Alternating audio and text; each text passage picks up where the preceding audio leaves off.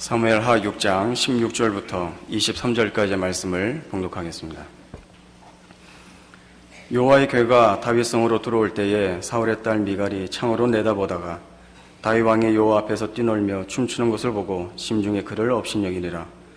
여호와의 괴를 메고 들어가서 다윗이 그것을 위하여 친 장막 가운데 그 준비한 자리에 그것을 두매 다윗이 번제와 화목제를 여호와 앞에 드리니라. 다윗이 번제와 화목제 드리기를 마치고 만군의 여호와의 이름으로 백성에게 축복하고 모든 백성 곧 온 이스라엘 무리에게 남녀를 막론하고 떡 한 개와 고기 한 조각과 건포도 떡 한 덩이씩 나누어 주매 모든 백성이 각기 집으로 돌아가니라. 다윗이 자기의 가족에게 축복하러 돌아오매 사울의 딸 미갈이 나와서 다윗을 맞으며 이르되 이스라엘 왕이 오늘 어떻게 영화로우신지 방탕한 자가 염치 없이 자기의 몸을 드러내는 것처럼 오늘 그의 신복의 계집종의 눈앞에서 몸을 드러내셨도다 하니 다윗이 미갈에게 이르되 이는 여호와 앞에서 한 것이니라. 그가 내 아버지와 그의 온 집을 버리시고 나를 택하사 나를 여호와의 백성 이스라엘의 주권자로 삼으셨으니 내가 여호와 앞에서 뛰놀리라. 내가 이보다 더 낮아져서 스스로 천하게 보일지라도 내가 말한 바 계집종에게는 내가 높임을 받으리라 한지라. 그러므로 사울의 딸 미갈이 죽는 날까지 그에게 자식이 없으니라. 하나님의 법궤를 다시 모셔오는 장면입니다.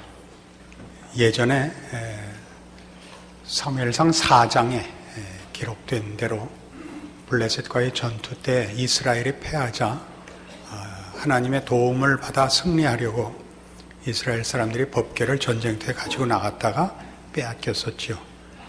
아스돗 나곤의 신당에 모셔졌다가 재앙이 심해서 블레셋 사람들이 돌려보냈습니다. 벳세메스로 왔다가 기럇 여아림으로 옮겨져서 20년간 법궤가 거기 지금 있고 이제 다윗이 다윗성을 짓고 이제 법궤를 모셔오는 장면입니다. 싣고 오던 그 마차에 소들이 뛰는 바람에 궤가 떨어지게 돼서 웃사가 그 궤를 붙잡았다가 죽고 마는 사건이 벌어집니다. 그래서 다윗이 겁을 내고 그 오벳에돔에 잠시 놔뒀다가 이제 오늘 우리가 본문에 읽은 바와 같이 이제 다시 법궤가 다윗성으로 옮겨오고 다윗이 그 앞에서 기뻐하며 춤을 춘 사건입니다. 미갈이 뭐라 그랬죠? 천박하게 굴었다. 그런 뜻입니다. 아마 그 천박함은 그 춤을 춘 것만의 문제는 아닐 것입니다.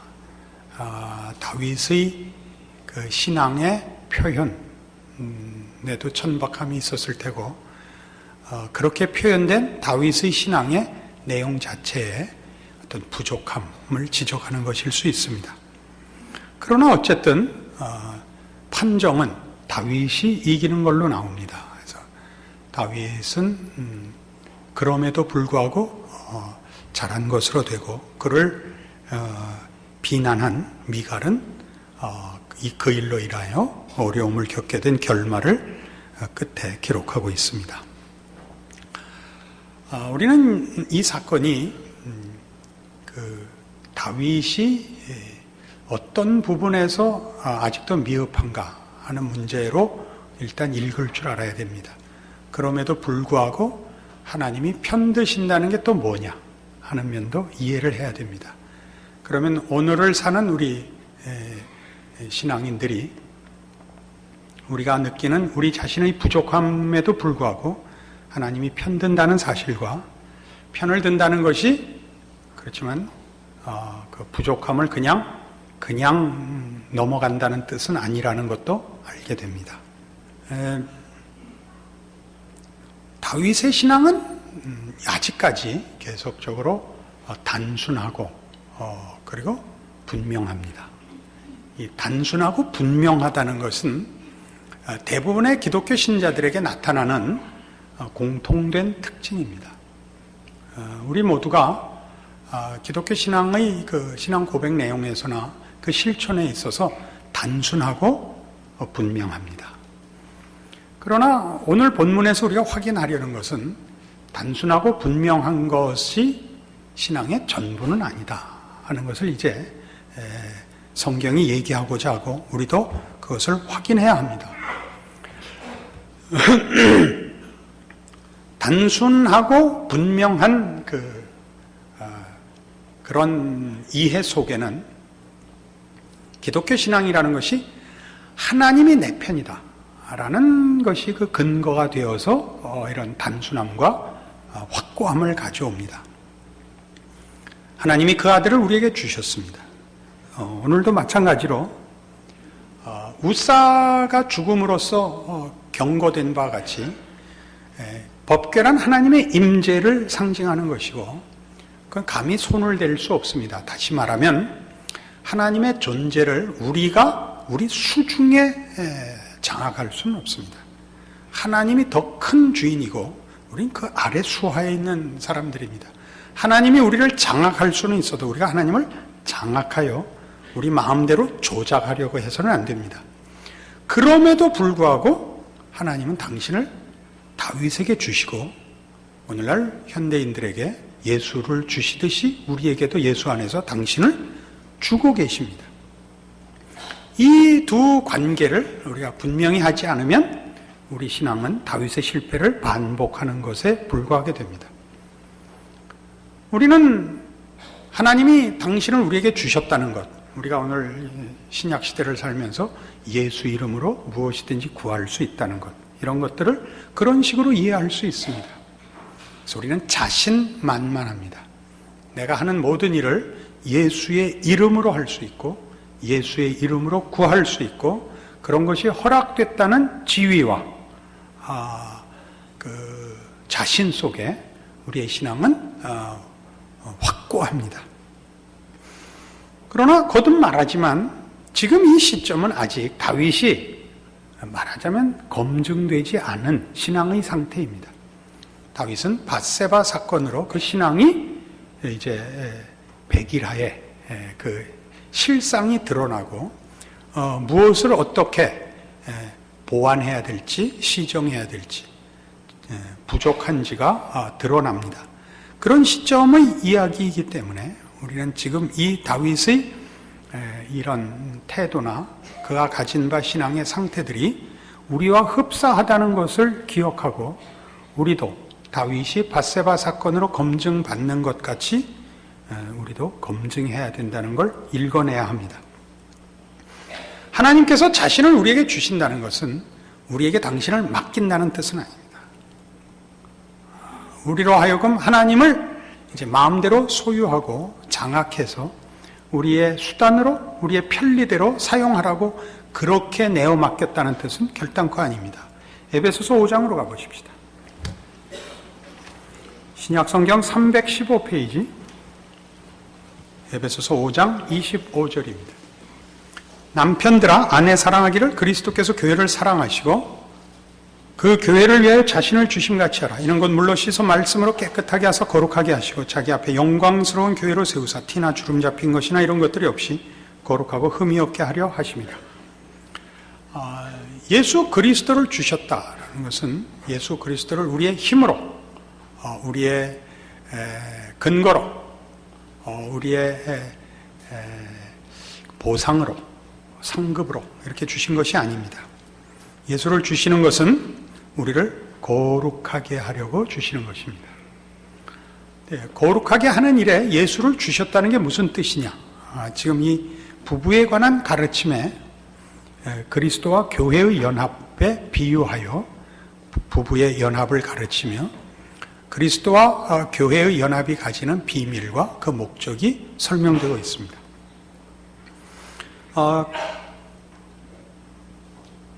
그리스도께서 우리 모든 성도들과 당신을 묶으셨습니다. 그 묶으신 것은 부부를 묶은 것과 비슷한 것이라 합니다.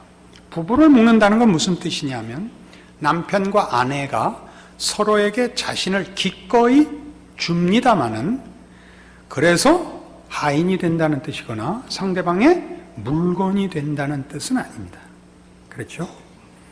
부부가 되어 우리가 배우는 가장 큰 교훈은 부부가 된 이상 어느 한쪽도 독재자가 될 수 없다는 사실입니다. 둘은 합의를 해야 됩니다. 어떤 식으로든. 그렇죠? 그러니까 그 합의를 해야 된다는 얘기는 부부라는 연합은 아내와 남편이 대등한 존재로 서는 것입니다. 그 상대방이 기꺼이 항복해야만 그 연합은 유지되고 연합의 가치와 목적이 이루어집니다.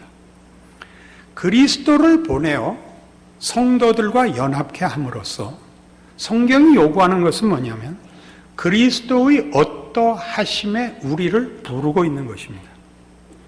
그리스도의 높으심이 우선하는 것이고 근본적인 것이 사실임에도 불구하고 어쨌든 성경은 구원이라는 것이, 예수 안에서 우리를 부른다는 것이, 예수를 우리에게 내어준다는 표현과 같이 쓰이므로 우리를 구원하신다는 것은 하나님이 성자 하나님의 어떠하심의 지위와 위치에 그의 백성들을 부른다는 뜻이 내포되어 있는 것입니다.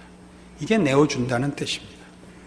우리는 그리스도의 신부로서 마치 부부가 대등해야만 하는 것 같은 자리로 부름을 받고 그러기 위하여 성자 하나님이 우리에게 내어주신 바 되는 것입니다.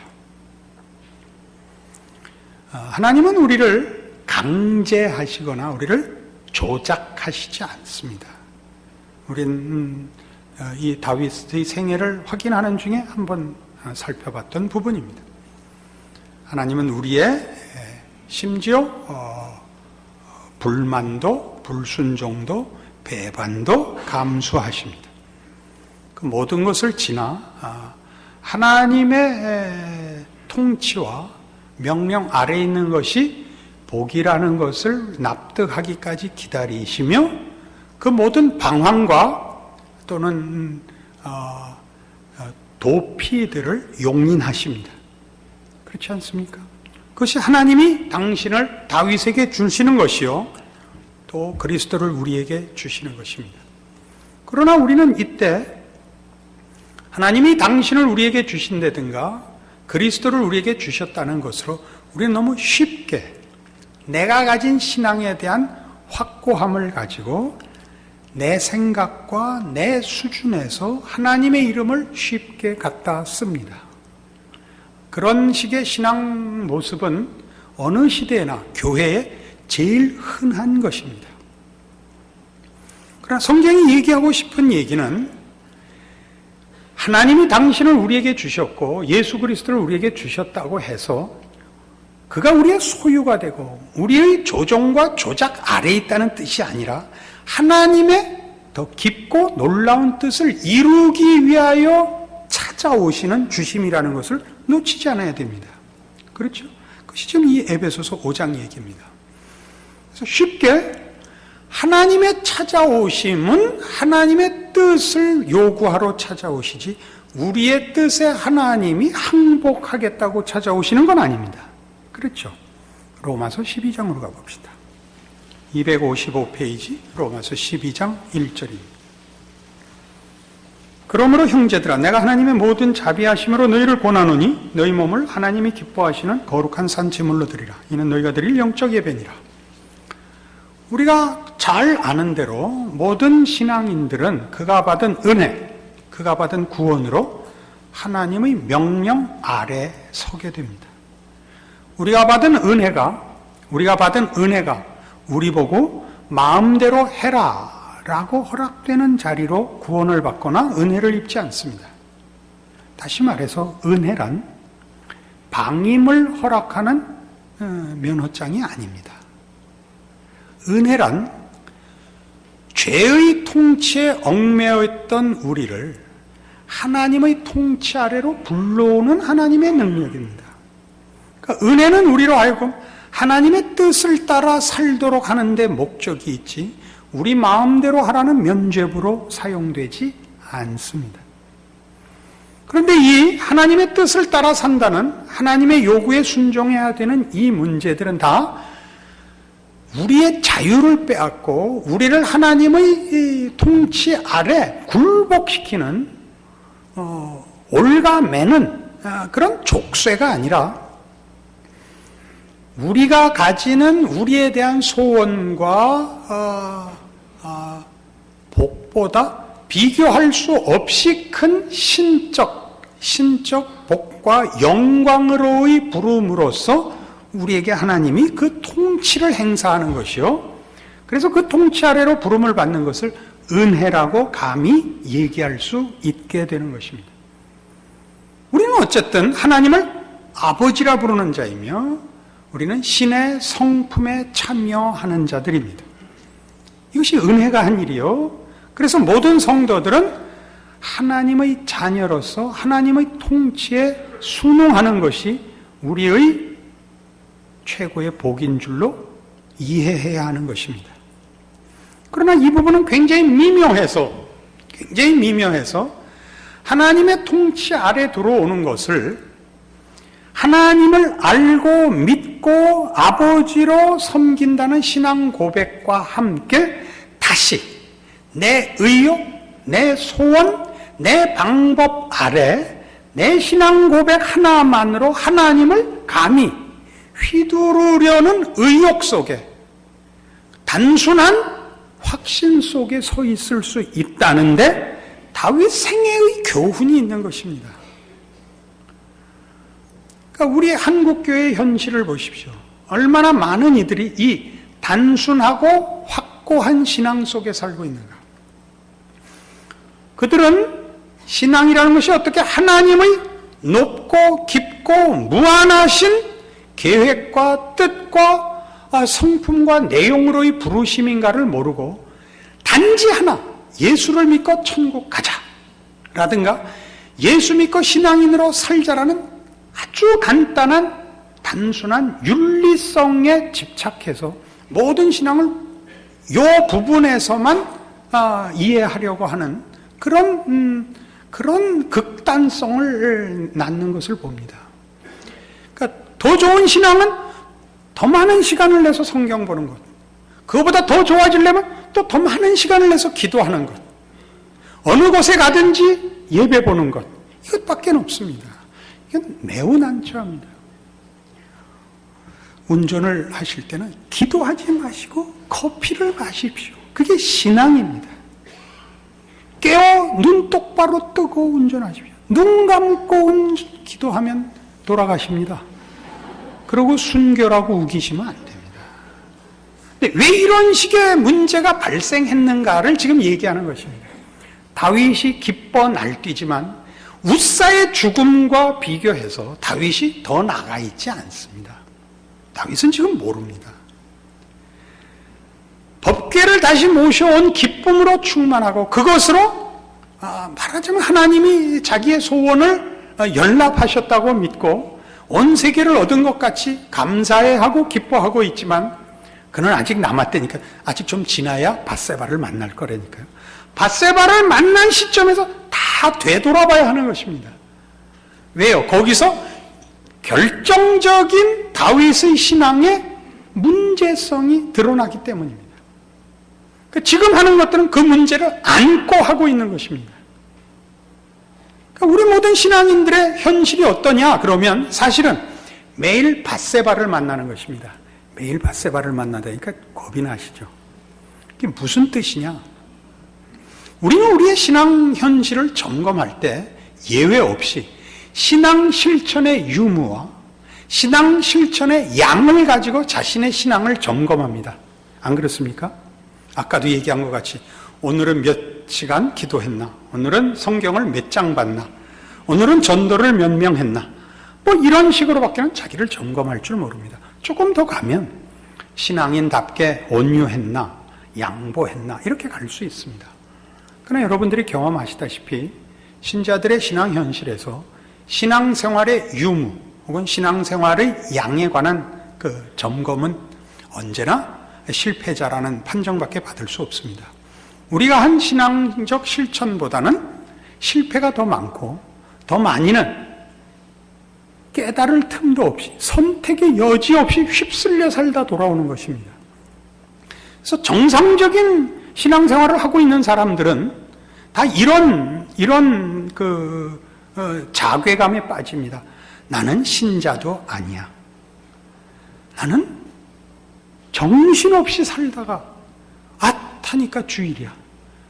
지난 주일 설교도 아직 다 까먹기 전인데 다음 주 설교를 듣게 되는 이런 그저 지난 일주일간도 병신같이 살다 또 왔습니다. 용서해 주십시오를 주일마다 반복해야 되는 현실 속에 있습니다.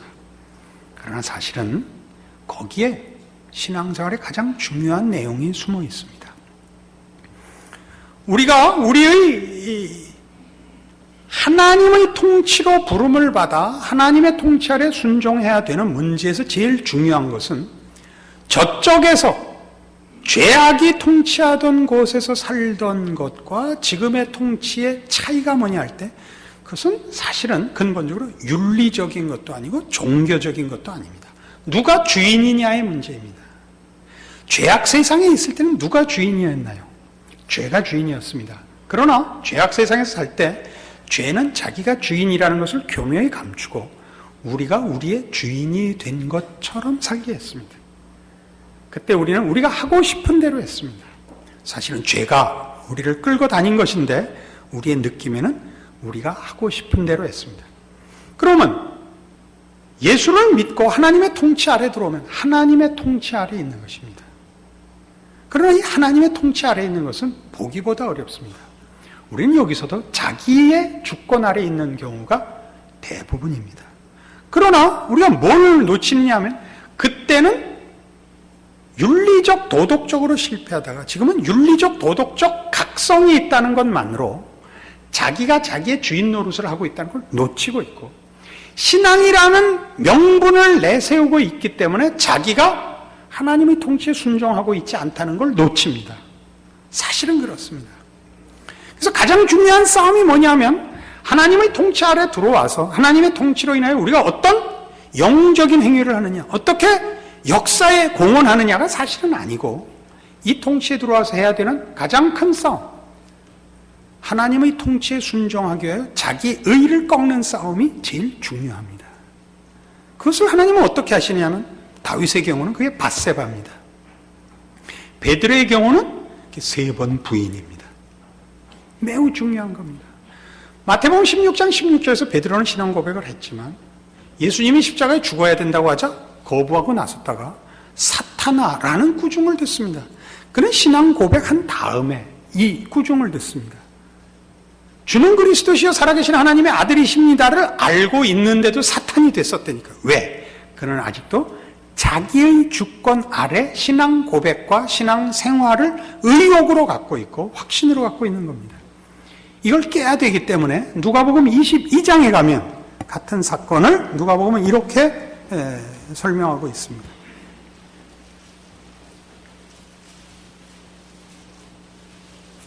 135페이지 누가복음 22장 28절 너희는 나의 모든 시험 중에 항상 나와 함께한 자들인즉 내 아버지께서 나라를 내게 맡기신 것 같이 나도 너희에게 맡겨 너희로 내 나라에 있어 내 상에서 먹고 마시며 또는 보좌에 앉아 이스라엘 12지파를 다스리게 하려 하노라. 시몬아 보라 사탄이 너희를 밀가부르듯 하려고 요구하였으나 그러나 내가 너를 위해 네 믿음이 떨어지지 않기를 기도하였노니 너는 돌이킨 후에 네 형제를 굳게 하라. 3번 부인할 것을 아시지만 놔두십니다. 참 놀랍지 않습니까? 사실 베드로에게 건 치명적인 것 아닙니까? 우리 모두도 그렇게 생각합니다. 우리가 만일 예수를 공적으로 3번 부인하는 일이 생겼다고 합시다. 그럼 여러분 얼굴을 들고 교회 나올 수 있겠습니까? 평생 자책감 속에 살지 않겠습니까? 그러나 예수님은 베드로를 쓰기 위해서 그가 자신을 3번 부인하는 것을 허락하십니다. 자기가 꺾여야 한다는 것은 사실은 기독교 신앙에서는 가장 중요한 싸움거리입니다. 여러분이 요구하는 말하자면 내가 왜 신앙생활을 이토록 하지 못할까? 주여 내게 믿음을 더 주시옵소서, 능력을 주시옵소서. 여기에 답을 주시지 않는 가장 큰 이유는 이 문제가 더 크고 급하기 때문입니다. 그러니까 우리의 신앙생활을 보면 우리의 신앙생활은 다 이겁니다. 실천한 것 조금 하고 하지 못한 자책하고 부끄러워해야 할 것 많이, 이렇게 매일을 살고 있습니다. 하나님 뭘 하시려고요? 그래서 여러분을 하고 자신의 의욕을 꺾으십니다. 여러분 제발 믿음이라는 이름으로 영웅이 될 생각을 하지 마시고 무슨 드라마를 쓸 생각하지 마십시오. 그것으로 하나님과의 관계를 확인하려고도 하지 마시고 여러분의 신앙이 하나님 앞에 연락됐다고 그것으로 그 도장을 받으려고 하지도 마십시오. 가장 중요한 것은 뭐냐 하면 하나님의 능력과 지혜로 여러분을 가장 좋은 길로 인도하시며 여러분의 형편대로 그 형편 속에서 하나님이 기적을 이룬다는 사실을 인정하셔야 됩니다. 고린도후서 1장에는 이렇게 되어 있습니다. 하나 더 찾아보죠. 285페이지 고린도후서 1장 8절입니다. 형제들아, 우리가 아시아에서 당한 환난을 너희가 모르기를 원하지 아니하노니 힘에 겹도록 심한 고난을 당하여 살 소망까지 끊어지고 우리는 우리 자신이 사형 선고를 받은 줄 알았으니 이는 우리로 자기를 의지하지 말고 오직 죽은 자를 다시 살리시는 하나님만 의지하게 하심이라. 바울은 복음을 위하여 부름을 받은 사람입니다. 그는 이방인들에게 나가 복음을 전하는데 아시다시피 기독교 신앙을 전한다는 건 쉽지 않습니다. 이방인에게 전하는데 얼마나 어려웠겠습니까? 게다가 당신은 로마 제국 하에서 우상이 난무하는 속에 유일신을 전파하는 것은 정치적, 사회적으로 핍박을 받는 형편이었습니다. 여러 가지 어려움 속에 바울은 더더욱 어려운 어려움, 우리가 고린도후서 11장에 나열된 대로 40에 하나 감암매를 5번 맞고 3번 태장으로 맞고 1번 돌로 맞고 여러 번 여행에 강의 위험과 강도의 위험과 또 이방인의 위험, 동족의 위험, 굶고 춥고 헐벗는 일을 당합니다. 지금 그 얘기들입니다. 살 소망까지 끊어질 만한 어려운 자리까지 갔다고 합니다. 여러분, 그 신앙생활 속에서 제일 납득이 안 가는 게 바로 이 부분일 것입니다. 주를 향한 열심이 나에게 있는데 하나님은 왜 나에게 그 기회를 안 주시는가? 그거죠. 제 식으로 얘기할까요? 볼만한 외모가 없으면 목소리라도 좀 좋은 걸 주셔야 될 거 아니에요. 목이 쉬어버렸단 말이죠. 이제는 날 샌 겁니다. 그나마 댕댕거리는 거 하나로 버텼는데 이제 목도 쉬었어요. 뭐 하나는 잘 돼야 될 거 아니에요. 아무것도 잘해 주시는 거 없습니다. 고달플 뿐입니다. 거기에 대한 얘기입니다. 자기를 의지하지 말고 죽은 자를 다시 살리시는 하나님만 의뢰하라. 죽은 자를 다시 살린다는 건 없는 데서 있는 것을 만들어내시는 하나님입니다. 죽음에서 생명을 만들어내는 것은 바로 무에서 유를 만들어내는 것과 같습니다. 여기에 큰 비밀이 있죠. 네 생각의 확대가 목적이 되지 마라. 내 능력의 비약이 꿈이 되지 마라 이겁니다. 하나님이 준비하시고 하나님이 목적하시는 것이 우리의 운명이고 하나님이 계획하시고 목적하시는 믿음의 내용인 것을 기억하라 이겁니다. 그러니까 여러분의 삶을 지금 점검하면서 나는 왜 이렇게 살까? 나는 왜 이렇게 살까? 좀 더 좋은 믿음을 주시지 않는가? 문제는 단 하나입니다. 그래, 하나님이 나를 이렇게 그냥 묻혀서 아무것도 아닌 것 같이 살라고 하시면 나 아무것도 아닌 것 같이 살리라. 그게 얼마나 큰 기도가 되느냐 하면 아버지여 내 뜻대로 마옵시고 아버지의 뜻대로 하여 주시옵소서라는 겟세마네 기도가 그것과 똑같은 것입니다. 무슨 기도인데 왜 십자가에 죽어야 합니까? 그거 아닙니까? 얼마나 황당한 죽음입니까? 5,000명을 먹이시고 바다를 잠잠케 하시고 죽은 자를 살려내는 능력을 소유하고 계시는데 고통과 모멸 속에 그리고 오해 속에 죽어가야 되는 것입니다. 그러나 그것이야말로 우리 하나님께서 우리에게 이루시려는 일의 진정한 내용이었던 것입니다. 이 지상의 낙원을 세우는 것이 아니라 야자수에 파도 넘실거리고 선글라스 끼고 누워있는 해변이 아니라 신의 성품에 참여하며 하나님의 능력과 요구하시는 의와 진리의 거룩함의 자리로 가는 구원을 위하여 우리 하나님은 그 아들을 십자가에 못 박으신 것이요 우리 모두로 하여금 여러분이 그토록 이게 뭔가 하는 인생을 살게 하십니다. 그 인생을 제대로 제대로 이해하시고 여러분 마음에 아멘으로 수용하셔야 됩니다. 하나님이 그 속에서 일하시는 줄 알아야 합니다. 여러분이 아무것도 아닌 것 같은 사람이 되는 것이 중요합니다. 발언권을 가지는 것이 중요하지 않으며 능력을 가지는 것 중요하지 않고 더더욱 잘난 것은 중요하지 않습니다. 그저 웃고 견디십시오. 주께서 십자가상에서 마지막으로 하신 말씀은 이것이었습니다. 다 이루었다. 십자가를 지고 죽으신 것이 말이죠. 우리 인생도 그와 같습니다. 그것이 실패였다고요? 그럴 수 없습니다. 십자가야말로 모든 세상이 가지는 이론과 인과관계와 모든 상상을 반전시킨 신적 기적이었기 때문입니다. 여러분의 삶을 누가 비웃게 하지 마십시오. 특히 스스로가 비웃게 하지 마십시오. 믿음 안에서 승리하여 여러분의 아무것도 아닌 것 같은 존재와 삶을 통하여 하나님이 여러분 안에 무엇을 만드시는가, 그의 나라를 어떻게 펼치시는가 확인하시는 복된 삶이 되시기를 바랍니다. 기도하십시다. 하나님 아버지 은혜를 감사합니다. 하나님을 아버지라 부르며 그의 자녀로 살며 예수 이름으로 기도하는 우리는 과연 무엇과도 비교할 수 없는 귀한 존재입니다. 하나님은 우리에게 무엇을 하라시기 전에 우리 보고 되라 하십니다. 하나님의 자녀가 되라. 그 사랑을 받으라. 그 통치에 순종하여 하나님의 자녀의 복을 누리라 하십니다. 그 삶을 사는 우리 되게 하여 주시옵소서. 사람 앞에 자랑하여 자신을 확인하지 말고 하나님 앞에 순종하여 우리에게 허락된 인생을 믿음을 가지고 이겨내는 우리의 신앙과 인생 되게 하여 주시옵소서. 지금은 우리 주 예수 그리스도의 은혜와 하나님 아버지의 극진하신 사랑과 성령님의 교통하심이 하나님의 자녀로 사는 기쁨과 믿음을 확인하고 감사와 충성으로 약속하고 돌아가는 심령들 위해 영원토록 함께 있을지어다. 아멘.